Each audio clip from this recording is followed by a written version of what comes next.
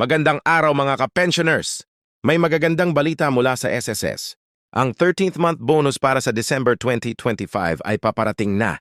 Marami ang nagtatanong, mas maaga kaya ito kaysa inaasahan? Kaya sa video na ito aalamin natin ang posibleng petsa ng release, ang mga dahilan kung bakit ito pwedeng maagang ibigay, at kung paano mo masisiguro na matatanggap mo ito sa oras.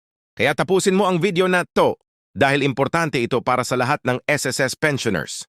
Tuwing buwan ng Disyembre, nagbibigay ang Social Security System or SSS ang 13th month bonus sa lahat ng pensioners.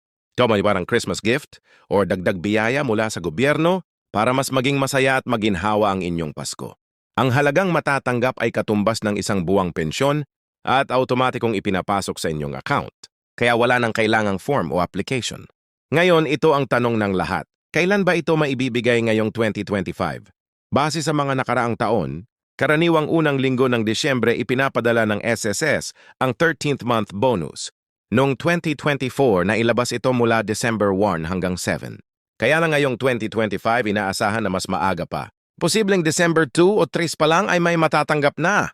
Tandaan, hinahati ng SSS ang mga pensioners sa dalawang batch. Batch 1, mga may contingency, dates na 1 na 15 ng buwan. Batch 2, mga may 1631, parehong inaasahang matatapos sa unang linggo ng Disyembre 2025, maliban na lang kung may weekend o holiday na tatapat. Ang 13th month bonus ay direktang ipinapasok sa inyong bangko kung saan ninyo natatanggap ang inyong regular na pensyon. SSS ang bahalang makipag-ugnayan sa mga partner banks para sa maayos na pagpasok ng pera. Kaya siguraduhin ninyo na ang inyong bank account ay aktibo at tama ang detalye dahil kadalasan dito nagkakaroon ng delay. Kung sarado o may problema ang account, maaaring mapatagal ang crediting ng inyong bonus. Mga ka-pensioners, isang paalala, ang opisyal na petsa ng release ay i-announce ng SSS sa kanilang Facebook page, website at mga media partner bago matapos ang Nobyembre ay iwasan ang mga peking balita o scam posts online. Siguraduhin na ang inyong binabasang impormasyon ay galing sa opisyal na SSS account o website lamang. Narito ang ilang tips para siguradong makuha ninyo ng maayos ang bonus. 1. I-update ang inyong bank at contact details sa My SSS portal. 2. Huwag magpalit ng account malapit sa release date. 3. Gamitin lang ang registered bank account para sa withdrawal. Kung may problema, makipag-ugnayan agad sa SSS branch o hotline bago magpasko. Sa ganitong paraan, siguradong maaga ninyong makukuha ang inyong 13th month bonus. Ang 13th month bonus ay hindi lang basta pera. Ito ay simbolo ng pasasalamat ng SSS sa lahat ng ating mga pensioners na nagsumikap at naglingkod sa bansa. Ngayong 2025, layunin ng SSS na mas pabilisin at pagandahin pa ang kanilang serbisyo. Kaya kung maaga ninyong matatanggap ang inyong bonus, ito ay isa ng magandang regalo bago magpasko. Gamitin ito ng tama, ibahagi sa pamilya at mag-celebrate ng may kasiyahan.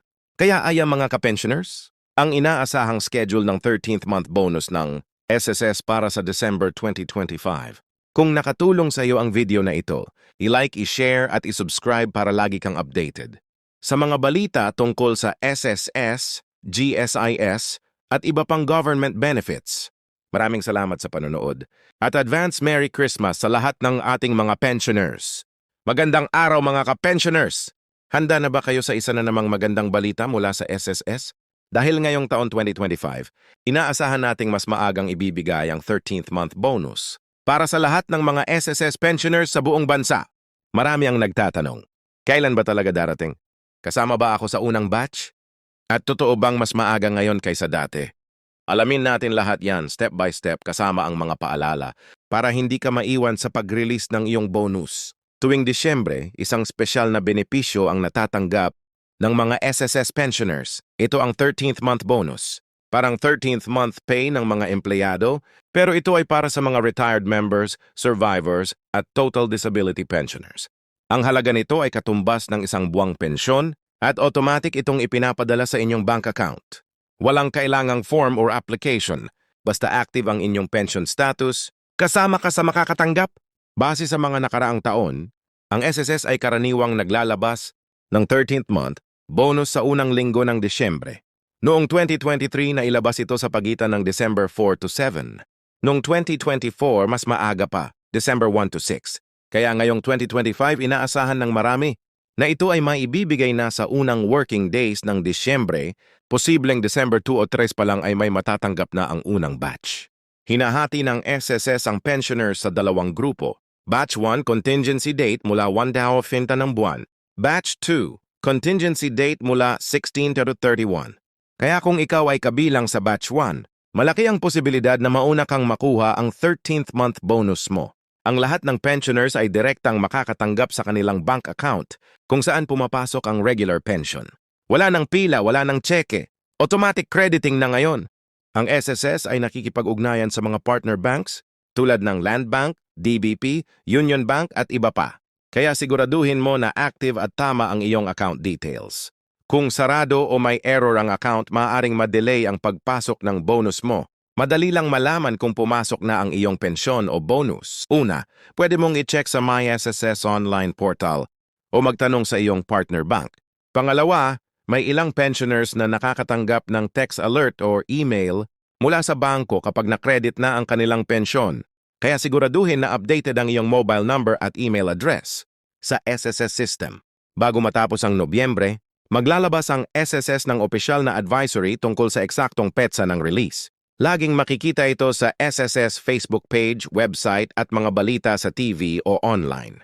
Huwag basta maniniwala sa mga posts sa social media na nagsasabing release na bukas o kailangan mong mag-fill out ng form dahil ang 13th month bonus ay automatic. Hindi kailangang mag-apply o magbayad ng kahit ano para makasigurong walang aberya. 1. I-update ang bank details at contact info sa MySSS. 2. Iwasang magpalit ng bank account malapit sa Disyembre. 3. I-check ang account status para siguradong active pa. 4. Mag-withdraw lamang sa registered bank o ATM. Mga ka-pensioners, ang 13th month bonus ay maliit man sa iba, pero sa inyo, ito ay biyaya ng pinaghirapan ninyong buong buhay. Ito ay simbolo ng pasasalamat ng gobyerno sa inyong sakripisyo at kontribusyon bilang dating manggagawa. Ngayong Pasko, gamitin natin ito sa mabuting paraan. Sa pagkain, sa regalo, o sa simpleng kasiyahan kasama ang pamilya. Kaya ayan mga ka-pensioners, ang pinakabagong impormasyon sa 13th month bonus ng SSS para sa December 2025. Kung nakatulong sa iyo ang video na ito, i-like, i-share, at i-subscribe para lagi kang updated sa mga benepisyo, allowance, at government assistance programs. Maraming salamat sa panonood at advance Merry Christmas sa lahat ng ating mga pensioners. Sanay maging masagana, mapayapa at puno ng biyaya ang inyong Pasko ngayong taon. Mga ka-pensioners, narito na naman ang pinakabagong SSS update na siguradong magpapangiti sa ating mga lolo at lola. Ang 13th month bonus para sa December 2025 ay inaasahang mas maagang ibibigay ngayong taon. Sa video na ito, pag-uusapan natin kailan ang target na release schedule. Bakit mas maaga ito kumpara sa dati? Edadende ang mga dapat gawin bago ito i-credit at ilang tips para maiwasan ang delay sa inyong bonus. Ang 13th month bonus ay isang taunang benepisyo na ibinibigay ng SSS sa lahat ng kanilang retirement, survivor at disability pensioners. Katumbas ito ng isang buwang pensyon at automatic na idinadagdag sa inyong regular pensyon tuwing Disyembre. Layunin nito na mabigyan ng dagdag na tulong pinansyal ang ating mga pensioners sa panahon ng Kapaskuhan. Parang Christmas bonus pero galing sa SSS bilang pagkilala sa mga taong nagtrabaho at naghulog sa SSS sa loob ng maraming taon. Kung pagbabasehan natin ang mga nakaraang taon, ang 13th month bonus ay karaniwang lumalabas sa unang linggo ng Disyembre. Noong 2025, December 4-7. Noong 2026, December 1-6. Kaya ngayong 2025, inaasahan ng mga eksperto